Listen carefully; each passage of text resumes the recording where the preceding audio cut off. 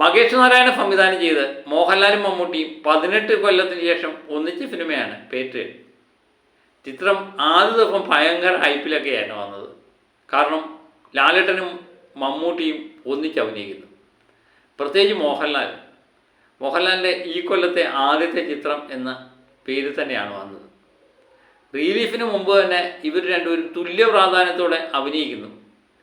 ടീസറിലും ട്രെയിലറിലും ഒക്കെ ലാലേട്ടനും മമ്മൂട്ടിയും തുല്യ പ്രാധാന്യത്തോടെ വരുന്നു എന്നൊക്കെയായിരുന്നുള്ള വിവരങ്ങൾ. പക്ഷേ വളരെ പ്രതീക്ഷയോടെ രാവിലെ തന്നെ തിയേറ്ററിലെത്തിയ മോഹൻലാൽ ആരാധകരെ സംബന്ധിച്ച് വളരെ നിരാശപ്പെടുത്തുന്ന കാര്യമാണ് പിന്നെ നടന്നത്. ഇത്രയും വരെ വളരെ ലാഗടിപ്പിച്ച ചിത്രം വളരെ ക്ഷമയോടെ അവരെ കാണാൻ വേണ്ടി കാത്തിരുന്നു. കാരണം തങ്ങളുടെ പ്രിയപ്പെട്ട ഏട്ടൻ ലാലേട്ടൻ വരുമെന്നുള്ള പ്രതീക്ഷയിൽ. ലാലേട്ടൻ വന്നപ്പം ഭയങ്കര ആഘോഷമായിരുന്നു തിയേറ്ററിൽ. ചിത്രത്തിൻ്റെ എനിക്ക് തോന്നുന്നു ചിത്രം തുടങ്ങിയതിന് ശേഷം ഇങ്ങനെ ഒരു ആർപ്പൊളി ആദ്യമായിട്ടായി. ലാലേട്ടൻ വന്ന കുറച്ച് നേരം മാത്രമേ അത് നീണ്ടുന്നുള്ളൂ. അതിനുശേഷം വളരെ നിശബ്ദത, പിന്നെ ഒരു ശൂന്യതയിലേക്ക് മാറി ചിത്രം അവസാനിക്കുന്നത്. ആ അവസ്ഥയിലേക്ക് മാറി. ലാലേട്ടൻ ആരാധകരെ സംബന്ധിച്ച് വളരെ നിരാശപ്പെടുത്തുന്ന കാര്യമായിരുന്നു പിന്നെ സംഭവിച്ചത്. അവരുടെ രോഷം സോഷ്യൽ മീഡിയയിലേക്ക് പകർന്നു. മമ്മൂട്ടിയും മോഹൻലാലിൻ്റെ ആരാധകർ തമ്മിൽ പലയിടത്തും ഏറ്റുമുട്ടുന്നതായിട്ട് കണ്ടു. കാരണം ആൻറ്റോയുടെ അതിബുദ്ധി തന്നെ എന്ന് പറയേണ്ടി വരും. കാരണം ആൻറ്റോ കാണിച്ച ഈ ബുദ്ധി കൂനുമേൽ കുരുപോലെ ആയി.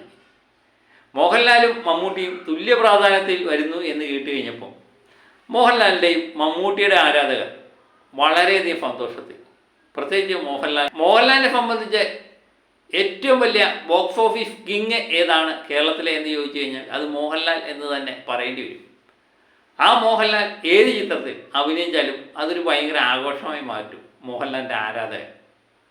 ചെറിയ ആവറേജ് ചിത്രം പോലും ഹിറ്റാക്കാനുള്ള കഴിവ് മോഹൻലാൽ ആരാധകർക്കുണ്ട്. ആ സ്ഥാനത്ത് മോഹൻലാലിനെ കൊണ്ടുവന്ന് അവസാനം മമ്മൂട്ടിക്ക് വേണ്ടി മോഹൻലാലിനെ കൊന്നു എന്ന് സോഷ്യൽ മീഡിയ ആകെപ്പാടെ പറഞ്ഞു. അതുതന്നെയാണ് ആൻറ്റോ ജോസഫിന് കിട്ടിയ അടി. ആ ദിവസം 28.5 കോടിയോളം കണക്ട് ചെയ്ത ചിത്രം പിന്നെ സമ്മിശ്ര പ്രതികരണം വന്നതിന് ശേഷം രണ്ടാം ദിവസം തൊട്ട് ഇടിയാൻ തുടങ്ങി. അപ്പോൾ ഞായറാഴ്ച ദിവസമായ ഇന്ന് ചെന്ന് നിൽക്കുന്നത് 1 മണിക്കൂർ കൊണ്ട് 4000 ടിക്കറ്റ് മാത്രമേ വിറ്റുമാറുന്നുള്ളൂ. അങ്ങനെയെങ്കിൽ തിങ്കളാഴ്ച ദിവസം എന്തായി തീരും എന്നുള്ളതാണ് സംശയം.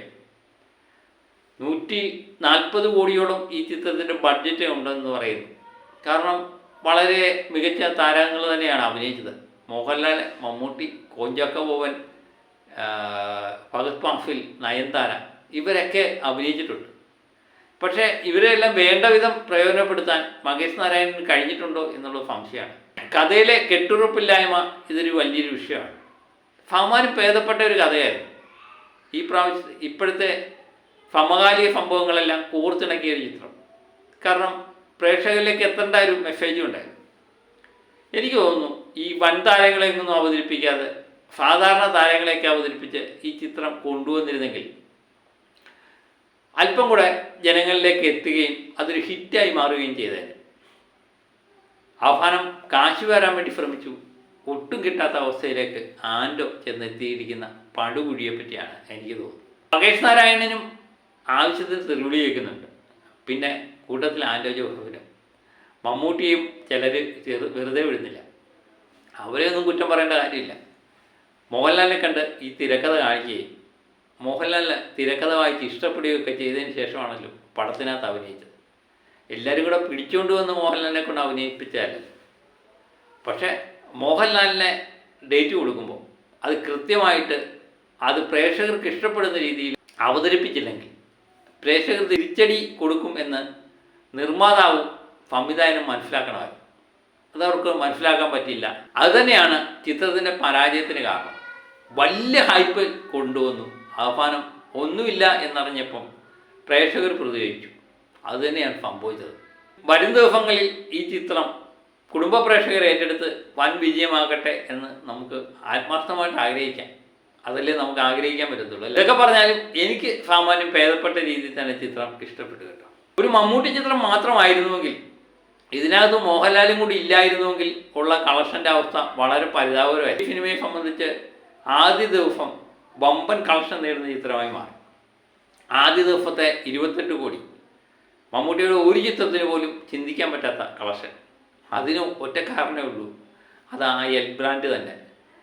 5 മിനിറ്റേ ഉള്ളെങ്കിലും 10 മിനിറ്റേ ഉള്ളെങ്കിലും ആ വ്യക്തിയെ കാണാൻ വേണ്ടി ആൾക്കാർ തിയേറ്ററിലേക്ക് കയറി. ആ വ്യക്തിക്ക് പ്രാധാന്യമില്ല എന്ന് തിരിച്ചറിഞ്ഞപ്പം 2-ാം ദിവസം തൊട്ട് തിയേറ്റർ കാലിയാകുന്ന കാഴ്ചയും നമ്മൾ കാണുന്നു.